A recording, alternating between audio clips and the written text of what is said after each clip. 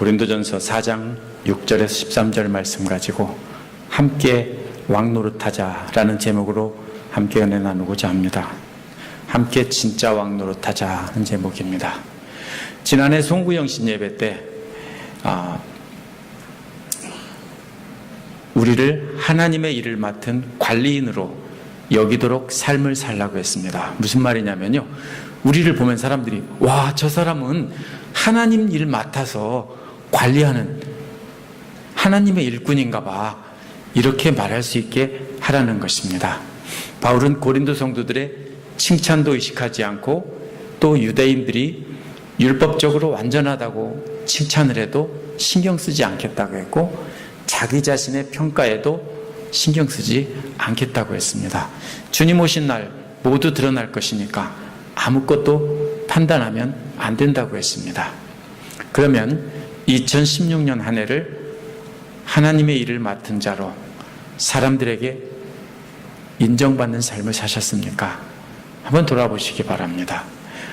다른 사람을 판단하지 말고 오직 주님 오신 날 심판받을 것만 생각하면서 그렇게 살았습니까? 한번 자신에게 질문해 보시기 바랍니다. 오늘 말씀은 그 말씀에 이어지는 말씀입니다. 고린도 성도들은 자기들을 스스로 높게 생각했기 때문에 다른 사람이나 다른 편에 속한 사람들을 멸시하고 함부로 했습니다. 스스로 교회에서 왕노릇하고 있었기 때문에 이런 말씀을 전한 것입니다. 바울은 당시에 최고로 존경받던 로마 시민이었습니다. 그런 바울이 노예처럼 천한 일을 하면서 고린도 교회 성도들을 섬기며 살았습니다. 그러면서 바울은 이 땅에서 왕노릇하지 말고 하나님 나라에서 진짜 왕노릇하자라고 권면하는 것입니다. 이 시간 지난 한 해를 어떻게 살았는지 돌이켜보고 2017년 한 해를 어떻게 하면 진짜 왕노릇할 수 있는지, 진짜 함께 왕노릇할 수 있는지 생각해보는 시간을 갖도록 하겠습니다.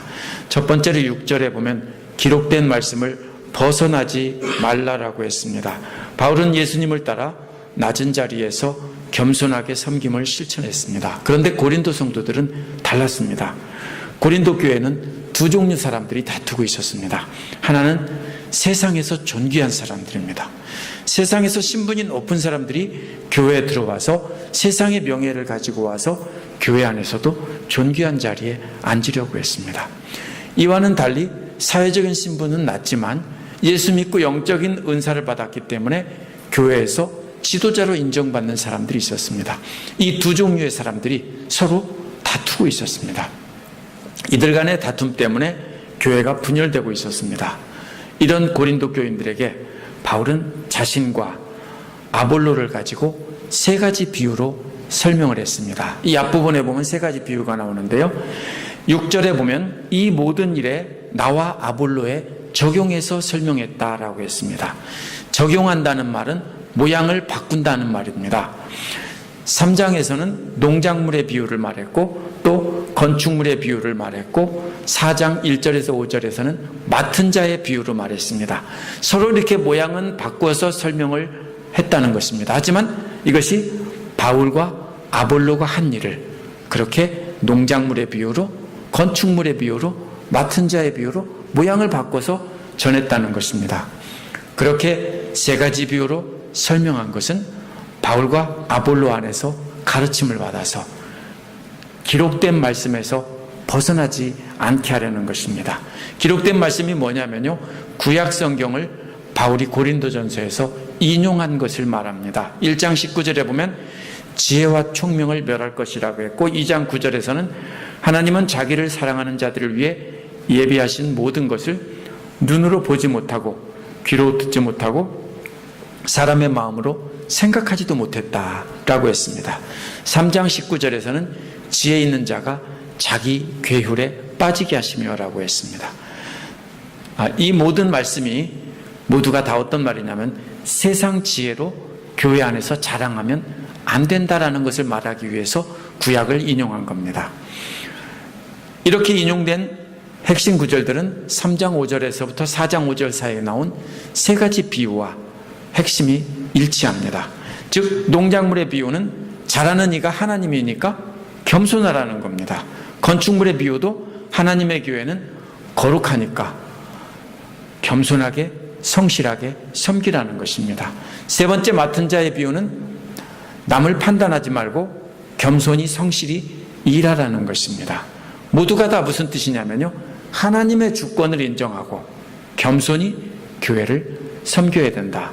따라서 세상 지혜를 버리고 하나님의 지혜인 수치스러운 그리스도의 십자가만 자랑하는 겸손한 종이 되게 하려고 이렇게 구약의 구절을 인용했고 그것을 모양을 바꿔서 세 가지 비유로 설명했다라는 것입니다. 6절 뒷부분에 보면 어느 한 편을 들어 다른 편을 뽐내지 않도록 하려는 것입니다 라고 했습니다. 이게 뭐냐면요, 한 편은 세상에서 높은 사람, 한 편은 교회 안에서 영적으로 그래도 인정받는 사람, 이런 두 종류의 사람이 서로 뽐내며 자랑하지 못하게 하려는 겁니다. 그래서 이 말은 십자가만을 자랑하며 섬기는 겸손한 종이 되라는 말을 정확히 뒷받침해 주는 말입니다. 따라서 말씀의 범위를 넘어가지 말라고 한 핵심은 뭐냐면요, 종처럼 낮은 자세로 서로 섬기라는 가르침을 어기지 말라는 겁니다. 이것이 바로 예수님께서 세운 새로운 왕의 모습이니까 이런 섬김의 삶을 성도들의 근본으로 삼아야 된다는 것입니다. 두 번째로 7절에 보면 받은 은혜를 세보라고 했습니다. 우리가 진짜로 왕 노릇하기 위해서 기억해야 될 것은 받은 은혜를 기억하는 것입니다. 세 가지 질문을 항상 기억해야 됩니다. 세 가지 질문의 핵심은 은혜를 기억하라는 겁니다. 첫 번째 질문은 누가 그대를 별다르게 보아줍니까? 라고 했습니다. 이 뜻은 누가 그대를 특별한 존재로 높여주었냐라는 말입니다. 그대라는 말은 세번역에서 좀 듣기 좋게 바꾼 거고요, 원어는 그냥 너입니다. 너는 누굴까요? 고린도 교회에서 존경받는 자리에 서려고 다투는 성도들은 너가 아니고 너희들입니다. 그런데 경고를 하는데 너희들이라고 하면 서로 뭐라고 할까요? 나는 아니고 쟤, 이렇게 되기 쉬우니까 여기서 너희라고 하다가 갑자기 너라고 한 겁니다. 빠져나갈 수 없게 하기 위해서 바로 너라고 한 것입니다. 우리에게도 똑같이 뭐라고 말합니까? 누가 너를 높여주었느냐? 라고 질문하고 있습니다. 누가 높여주었습니까? 답은 하나님입니다. 하지만 여기 본문에는 고린도 교회 교인들 사이에서 스스로 높아진 줄 알고 교만한 채 하며 성도들을 무시하다가 분파가 생겨나고 어려움에 닥쳤습니다. 이런 사람들에게 바울이 외치고 있습니다. 누가 너를 높여주었는데? 만약 그들이 하나님이 높여주었고 하나님께 많은 은혜를 받은 무익한 노예일 뿐이라고 생각했다면 하나님 앞에 고개를 숙였을 것입니다. 우리는 모두 죽을 수밖에 없는 존재였는데 십자가의 은혜로 자녀가 되고 왕같은 제사장이 되었다는 것을 기억하라는 것입니다. 누가 집사님들을 높여줬습니까? 누가 형제님들, 자매님들을 높여줬습니까? 답은 뭡니까? 하나님입니다. 나는 아무것도 아닌데 하나님이 나를 이렇게 높여주었다는 사실을 기억하면 교회 안에서 분쟁이 생길 수 없습니다. 왜 분쟁이 생깁니까? 제가 나를 무시했어? 니까짓 게 뭔데 나를 무시해? 너 잘났어? 이렇게 하기 때문에 싸우는 겁니다. 서로 간에 갈등이 생길 때마다 본래 나는 아무것도 아니었는데, 진짜 아무것도 아니에요. 하나님께서 나를 높여주셨구나, 이거를 기억해야 되는 것입니다. 두 번째로 그대가 가지고 있는 것, 받아 가지고 있는 것 중에서 받아서 가지지 않은 것이 뭐가 있습니까? 라고 묻는 겁니다. 우리는 자녀들에게 먹을 것 아껴가면서 자녀들에게는 다 줍니다. 집사님 그렇게 하셨죠? 저도 그랬습니다. 저는 못 쓸 걸 가지면서 아이들에게는 좋은 걸 줬습니다. 그런데도 자녀들이 흔히 하는 말이 뭡니까? 엄마 아빠가 해준 게 뭐가 있는데? 내가 알아서 다 했지 엄마 아빠가 뭘 해줬는데? 루아도 크면 틀림없이 그렇게 할 거예요. 엄마 아빠가 뭘 해줬는데. 그러면 성도님들은 화가 나서 이렇게 말씀하시겠죠. 네가 입고 있는 거, 먹고 있는 거, 네가 가지고 있는 거, 네가 쓰는 침대, 책상, 네가 누리는 거 다 엄마 아빠가 해준 것이다. 교만한 성도들도 마찬가지입니다. 모든 것이 다 하나님이 주신 것인데 자기가 노력해서 얻은 줄 압니다. 그대가 가지고 있는 것 중에서 받아서 가지지 않은 것이 무엇이 있습니까? 라고 했을 때 모두 다 없습니다. 전부 다 하나님이 주신 것입니다. 라고 모기소리만하게 말했을 것입니다. 이 질문을 예상하고 이러한 답을 예상하고 바울은 세 번째 질문을 던졌습니다. 이 세 번째 질문은 모든 것을 다 받은 것이라면 왜 받지 않은 것처럼 자랑합니까? 결국 앞에 말이 같은 말이에요. 하나님께 받은 것을 왜 자기가 이룬 것처럼 자랑합니까? 저도 가정 형편이 어려워서 고등학교 때부터 대학 때까지 계속 일하면서 학교를 다녔습니다. 그런데 대학 다닐 때는요, 제가 집에서 돈 한 푼도 안 갖다 쓰고 학비에서 생활비까지 다 벌어서 하루에 5시간씩 일하면서 공부를 했습니다. 그래서 부모님 도움 없이 제가 다 끝내고 나서는 내가 다 했다. 친구들이 날 보고 다른 사람한테 얘기할 때 졸업식 때도 오니까 다 그렇게 얘기합니다. 아버지, 어머니, 얘는요, 얘 혼자 벌어서 일해서 다 학교를 다니네. 이렇게 얘기했어요. 제가 다 한 줄 알았어요. 어느 날 제가 교사가 됐는데 숙직을 했습니다. 숙직을 하는데 나이 많은 선생님 한 분이 하고 이야기를 할 기회가 있었습니다.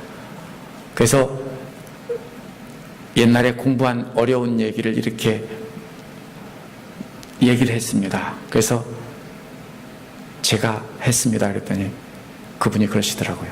그건 아니지. 그렇게 말하면 안 되지. 그러시더라고요. 그 가만히 생각해 보니까 그게 아니었습니다. 저희 어머니는요, 잡곡도 사기 어려운 형편에 제가 입학시험 보러 가는 날이면은 새벽마다 소의 위장을 조금 삶아서 제게 부엌에서 몰래 새벽 회초를 줬습니다. 왜냐하면 예수를 모르던, 예수님 안 믿던 우리 어머니는요, 소의 위장을 먹으면 소가 되새김질 하는 것처럼 그것을 공부한 것을 다 잘 되새기게 해준다고 누가 얘기해 주셨나 봐요. 그 말을 듣고 오셔서 없는 돈 쪼개서 소의 위장을 사가지고 오셨어요. 자식들에게 다 주고 싶은데 그 돈이 없으니까 조금만 사가지고 와서 입학시험 보러 가는 날 새벽에 그걸 삶아서 부엌으로 불러가지고 야, 이리 와봐 해가지고 저한테만 몰래 주셨어요. 대학 다닐 때 차비가 없어서 자주 집에 못 했는데요, 어쩌다 집에 오면은 통닭집에서 통닭을 사가지고 오시고 텃밭에 있는 배추를 뽑아서 겉절이를 해주셨어요. 아무것도 없던 제 어머니가 해줄 수 있는 것을 다 해준 거예요. 사랑을 다 준 거예요. 그런데 뭐라고 생각했어요? 받은 게 없는 줄 알았어요.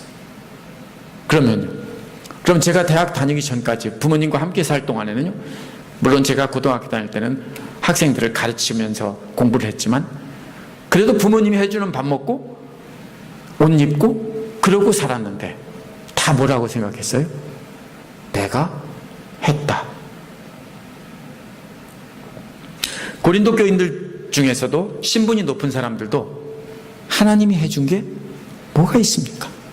내가 노예 신분에서 로마 황제를 열심히 섬겨서 해방이 됐고 로마 시민의 자격을 로마 황제로부터 받아서 이곳을 다스리는 사람으로 왔습니다. 그래서 내가 이 존귀한 사람이 됐습니다. 모든 것이 다 내가 노력해서 황제의 총애를 받아서 된 것입니다. 이렇게 생각했습니다. 마치 못된 자식이 부모님에게 해준 게 뭐가 있어요? 라고 말하는 것과 똑같습니다. 하지만 바울은 그들을 향해서 다 하나님께 받은 것이다 라는 사실을 일깨워 주고 있는 것입니다. 우리도 한번 생각해 봐야 됩니다. 하나님께서 값없이 받은, 하나님으로부터 값없이 받은 은혜를 스스로 얻은 것처럼 생각하지 않는지, 말구에 오셔서 낮고 천한 삶을 본으로 보신 우리 주님께서도 우리에게 물으십니다. 네가 가진 것 중에서 내가 주지 않은 것이 무엇이 있느냐? 왜 못된 자식처럼 내가 다 스스로 얻은 것처럼 자랑하느냐? 우리는 주께 받은 은혜를 내가 이룬 것처럼 교만하면 안 됩니다. 주께 받은 것을 헤아려 보고 감사하는 삶을 살아야 합니다. 8절에서 13절은 함께 왕노릇하자는 내용입니다. 이제 8절에서 바울은 이러한 경고의 핵심을 그림 언어로 탄식하듯이 책망하고 있습니다. 8절은 여러분은 벌써 배가 불렀습니다. 벌써 부자가 됐습니다. 우리를 제쳐놓고 왕이나 된 듯 행세하고 있습니다. 이렇게 말하고 있습니다. 여러분은 벌써 배가 불렀다라는 것은요, 드넓은 풀밭에서 소가 풀을 마음껏 뜯어먹고는 더 이상 먹을 수가 없어서 앉아서 되새김질하고 있는 그런 모습입니다. 구약에 보면 바산의 암소들아 이런 말도 나오는데요, 바산이 어디냐면요, 골란고원이라는 곳에 거기를 가보니까 거기는 사시사철 풀이 가득해요. 항상 사막이 아니라 항상 푸른 풀이 있는 초원이에요. 그런 곳에서 풀을 실컷 뜯어먹은 그런 소들의 모습이에요. 하나님께서는 미천한 성도들을 존귀한 존재로 왕같이 높여주었습니다. 그런데 그 왕은 주님 오실 날 상 받을 것을 기대하며 섬기는 왕이 되었어야 합니다. 그런데 고린도 성도들은 자신들이 하나님의 자리에 앉아서 주인 행세를 하며 교회에서 왕 노릇하고 대접받으려고 하고 있었습니다. 그래서 바울이 탄식한 겁니다. 이 뒤에 추가한 말을 원어 순서대로 쓴다면 이런 말입니다. 여러분은 진정 왕이 되었더라면 좋았을 뻔했다. 그래서 우리도 너희와 함께 왕 노릇했더라면 좋았을 뻔했다. 바울 일행은 지금 왕노릇 하고 있다는 거예요. 근데 너희들은 엉터리 왕노릇 하고 있다는 거예요. 너희들도 진짜 왕이 돼서 우리처럼 우리와 함께 진짜 왕노릇 했으면 참 좋았을 텐데. 이 말의 뜻은요, 너희가 지금 왕노릇 하고 있는 것은 크리스찬으로서 진짜 올바른 태도가 아니라는 것입니다. 우리 크리스찬들에게 진짜 왕은 예수님처럼 섬기는 사람입니다. 너희가 정말로 우리처럼 그런 왕이 되었으면 얼마나 좋을까? 우리처럼 섬기는 왕이 되어서 하나님 함께 섬기는 왕이 되었으면 참 좋았을 뻔했다. 이런 탄식입니다. 왜냐하면 하나님의 교회에서는 진짜 왕은 가장 낮은 자리에서 섬기는 사람입니다. 바울은 이미 섬기는 왕입니다. 그래서 고린도 교회 지도자들도 나처럼 됐으면 얼마나 좋을까? 너희는 나를 본받는 자들이 되라. 이 말도 뭐냐면요, 나처럼 이렇게 섬기는 자가 되라, 이런 말입니다. 이어지는 9절에서 13절은 교회에, 하나님의 교회의 진짜 왕들을 그림으로 그린 것입니다. 이 그림은요, 8절에 고린도 교회의 지도자들의 모습과는 완전히 반대가 되는 그림입니다. 바울 사도는 바울과 그 일행들의 처지를 한 편의 동영상처럼, 영화처럼 그리고 있습니다. 이 영화의 제목은 하나님 나라의 진짜 왕들입니다. 이 영화를 만든 목적은 성도들이 진짜로 섬기는 왕의 삶을 살게 하기 위해서입니다. 이 영화의 내용을 간단히 살펴보도록 하겠습니다. 머릿속으로 그려보시고 방해가 되시면 눈을 감고 상상하셔도 좋습니다. 이 영화의 첫째 장면은 9절입니다. 이 영화는 로마 제국의 개선 장군이 맨 앞에서 말을 타고 개선문 안으로 들어옵니다. 그 뒤에는 창과 방패를 든 천하무적의 로마 군대들이 열을 맞춰서 들어옵니다. 또 전리품을 가지고 들어오는 군인들도 있습니다. 그 군대들의 뒤에는 적국의 포로들이 따라오는데 옷이 찢겨지고 벌거벗겨진 채로 줄에 묶여 끌려옵니다. 포로들 주변에는 로마 군사들이 채찍을 휘두르며 포로들에게 빨리 가라고 재촉합니다. 그 뒤에는 사형수들을 세웁니다. 이들은 잠시 후면 전문적으로 훈련받은 검투사들, 글라디에이터라고 하는데 또 아니면 맹수들과 싸워서 죽어야만 하는 사람들입니다. 그 주위에는 누가 있습니까? 환호하는 로마 시민들이 가득 있으면서 구경하고 있습니다. 많은 시민들이 수군거리며 이 개선 행렬을 구경합니다. 잠시 후면 시민들은 마치 뉴올리언즈에 있는 슈퍼돔과 같은 원형 극장에서 풋볼 게임을 관람하듯 피 흘리며 죽어가는 이 모습을 보면서 열광할 것입니다. 이제 카메라는 개선장군 행렬의 맨 뒤에 끌려가는 사람들의 얼굴을 하나씩 클로즈업을 합니다. 그 얼굴은 베드로와 바울과 아볼로와 다른 사도들입니다. 이 장면은 십자가를 지고 가는 로마 군병들에게 끌려가는 예수님의 모습과 같은 모습입니다. 10절은 이 영화의 두 번째 장면입니다. 10절은 우리는 그리스도 때문에 어리석은 사람이 되었지만 여러분은 그리스도 안에서 지혜로운 사람이 됐습니다. 우리는 약하나 여러분은 강합니다. 여러분은 영광을 누리고 있는데 우리는 천대를 받고 있습니다. 이게 뭡니까? 영화를 찍을 때 카메라를 두 대를 가지고 이쪽을 찍고 저쪽을 찍고 계속 반복하는 겁니다. 너희들은 이런데 우리는 이렇습니다. 너희들은 이런데 우리는 이렇다. 계속 이렇게 말하고 있습니다. 번갈아가며 비춥니다. 가짜 왕 노릇하는 고린도 교회 성도들과 진짜 왕 노릇하는 바울 일행을 비교해 보는 것입니다.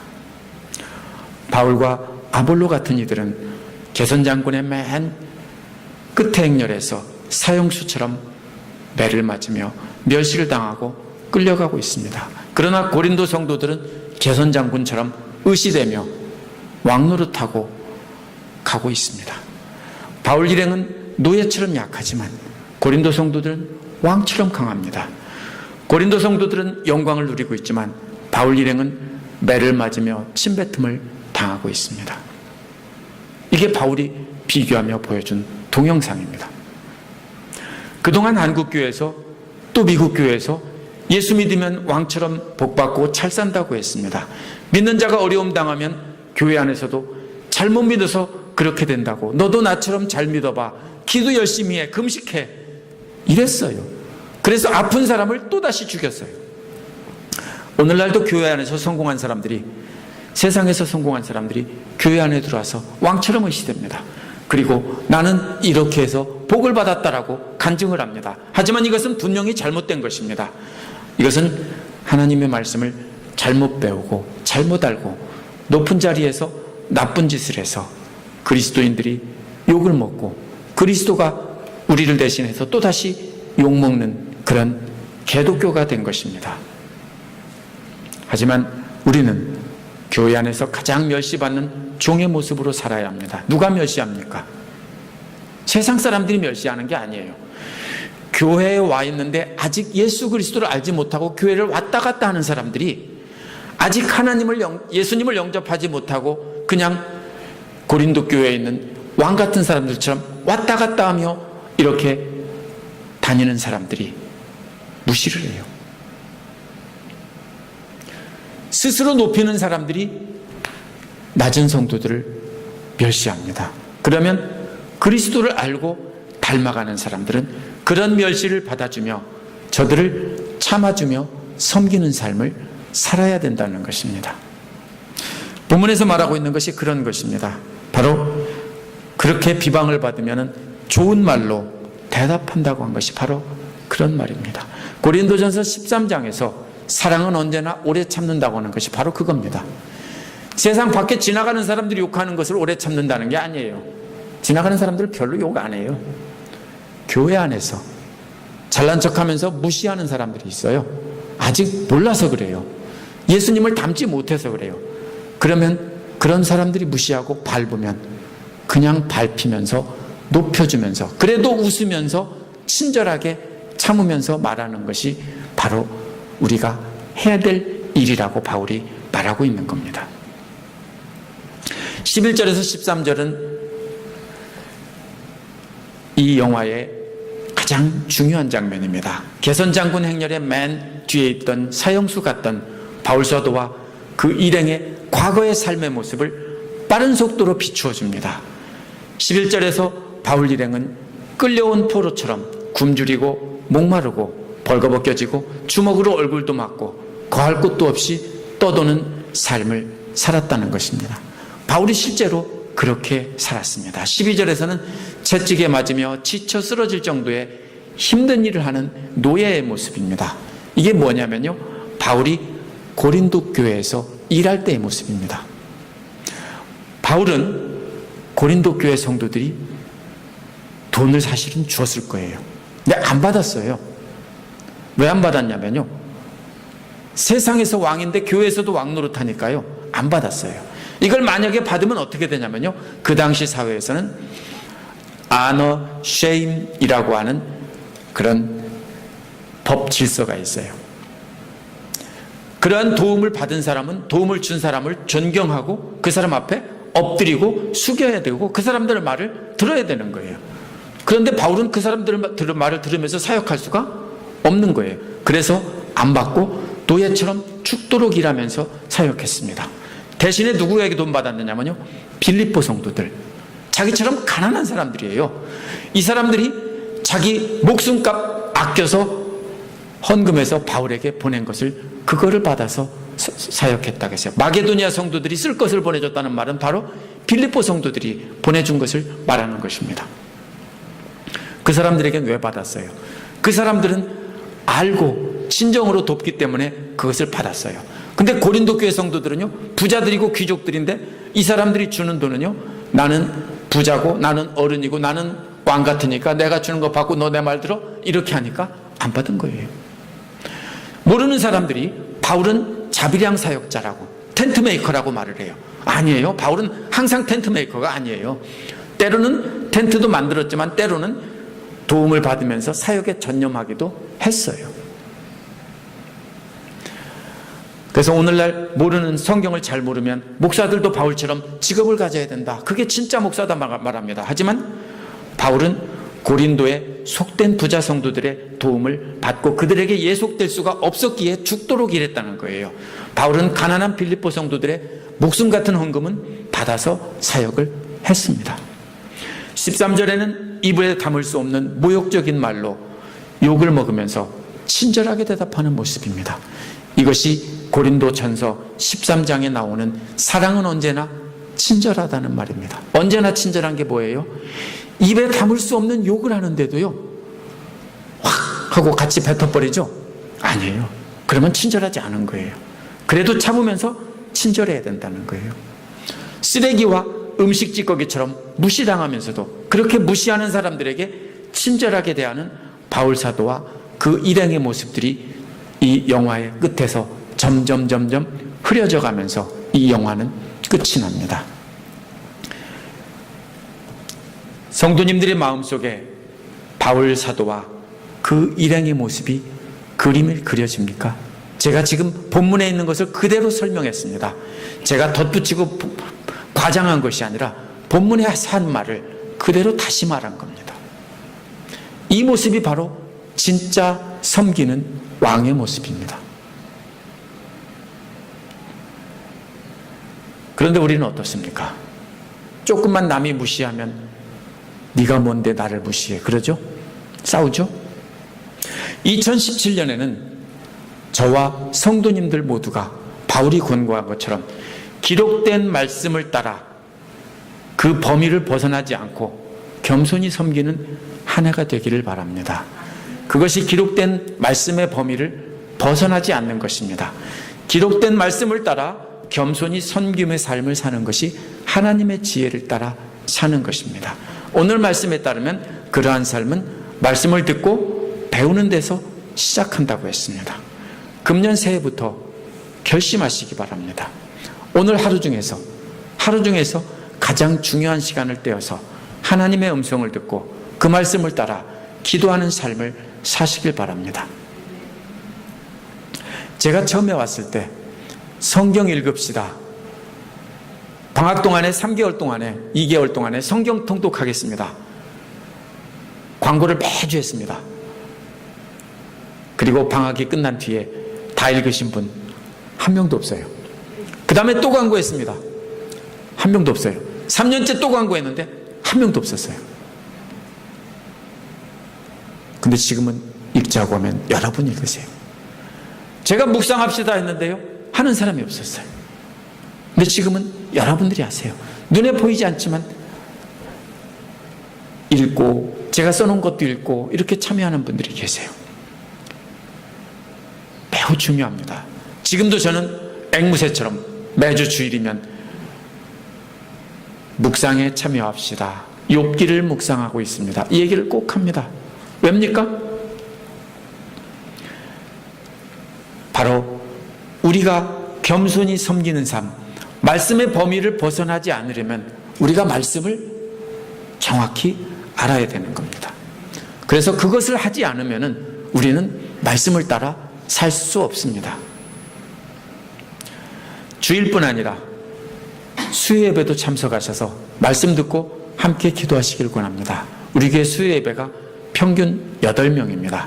많이 나올 때는 10명, 적게 나올 때는 7명, 평균 8명입니다. 저희 부부 포함해서. 어느 교회든요, 그런데 수요예배 나오시는 분들이 바로 하나님을 사랑하고 교회를 진정으로 사랑하는 분들입니다. 그 교회 법칙은 어느 교회나 다 똑같습니다. 수요예배는 많이 나오지는 않습니다. 그러나 수요예배를 나오는 그 열정을 가지신 분들은 진정으로 하나님 말씀을 사랑하고 하나님께 충성을 다하시는 분들인 것은 틀림없습니다. 만약 수요예배를 계속 빠지신다면요, 영원한 손님입니다. 제가 좀 심한가요? 그런데 틀림없는 말입니다. 그냥 주일에만 왔다 갔다 하고 말씀을 집중하지 않는다면 영원한 손님입니다. 제가 지금 시편 강해를 하고 있는데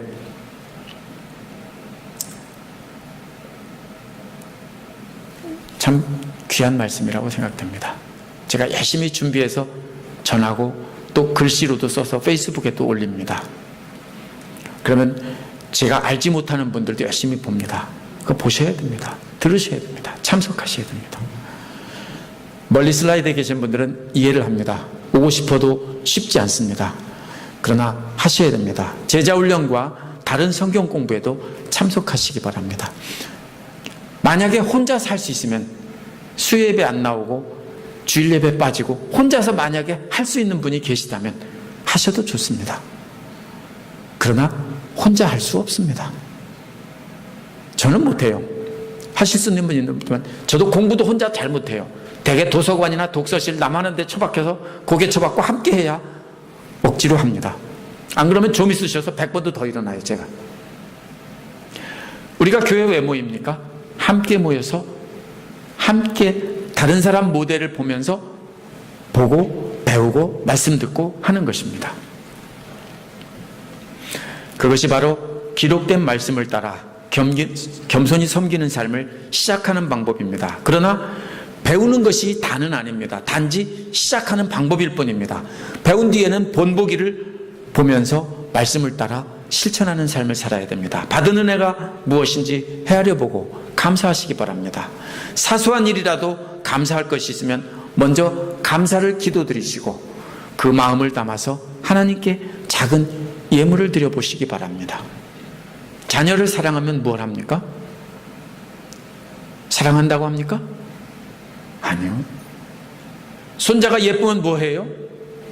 사랑한다. 내가 너를 정말로 사랑한다. 근데 나 돈은 안 준다. 이렇게 합니까?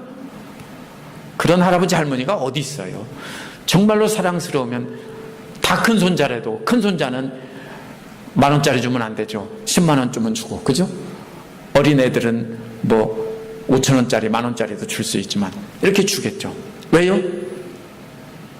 사랑하니까, 감사하니까, 좋으니까. 그러면 우리가 하나님 앞에 감사한 것이 있으면 그걸 표현해야 됩니다. 그 마음을 담아서 예물을 드리는 훈련을 하셔야 됩니다. 이것을 드릴 줄 모르는 분들은 죄송하지만 신자가 아닙니다. 제가 분명히 말씀드립니다. 제가 항상 할 수 있는 말이 아니기 때문에 지금 이 자리를 빌어서 얘기합니다. 왜요? 거짓말입니다. 나는 하나님을 진정으로 사랑하는데 헌금은 못해. 이러면 거짓말이에요. 왜요?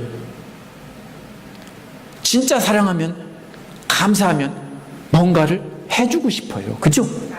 사랑하는 애인이 있어요.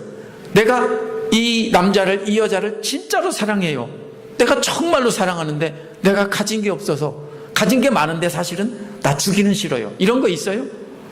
없어도 다 털어주고 싶고, 없어도 어떤 것이라도 해주고 싶어 하는 것이 마음인 거예요. 우리가 감사를 드리는 삶이 있어야 됩니다. 헌금은 액수로 평가될 수 없어요. 그래서 과부 두렙 돈이 적은 돈이 아닌 거예요. 과부가 다 드린 거예요. 액수로 평가될 수 없어요. 그러나 분명한 것은 헌금은 그 사람의 마음이 어디에 있는가를 나타냅니다.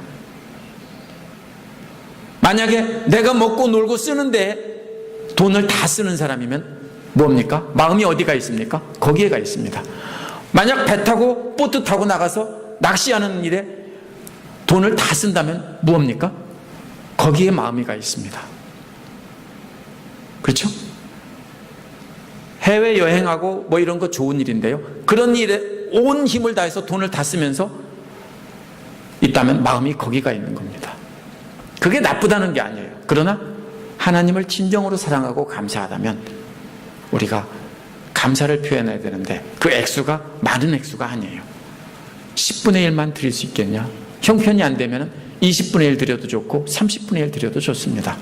많으면은요 30%나 20%나 40%, 50% 드려도 좋습니다. 이제는 헌금은 율법이 아닙니다. 그러나 마음을 드리는 것입니다. 하나님께서는 모든 것을 다 아십니다. 그 마음이 어디에 있는지 아세요. 사람들은 알아주지 않아도 하나님은 알아줍니다. 사람들 앞에서 감사하지 말고 하나님 앞에서 감사를 해야 됩니다. 그래서 하나님께서 이것을 다 주셨으니까 나도 그것을 감사하고 생각하면서 겸손한 삶을 살 수 있습니다. 그동안 고린도 교회의 왕들처럼 교회에서 인정받으려고 했다면 새해에는 바울 일행처럼 침뱉음을 당하고 멸시를 받으면서도 겸손히 섬기며 친절하게 성도들을 섬기는 그런 진짜 왕이 되시기 바랍니다. 진정으로 바울 일행처럼 사형수의 모습으로 멸시 천대당하면서 예수 그리스도의 뒤를 따라가는 사람이 진짜 왕입니다. 진정한 왕은 하나님을 알지 못하는 교만한 사람들에게 멸시를 당합니다. 하지만 그러한 사람들을 섬기며 친절하게 대하는 사람들이 바로 진짜 하나님께서 인정하시는 진짜 왕입니다. 금년 안에 그러한 진짜 섬기는 왕이 되시기를 간절히 축원합니다. 함께 기도하겠습니다. 이 시간 이 말씀을 기억하면서 바울 일행처럼 그렇게 진짜 섬기며 침뱉음을 당하고 욕을 먹으면서도 온 힘 다해 사랑을 섬기며 실천하는 삶을 살게 해달라고 우리 함께 한 목소리로 금년 안에 그렇게 살게 해달라고 기도하겠습니다.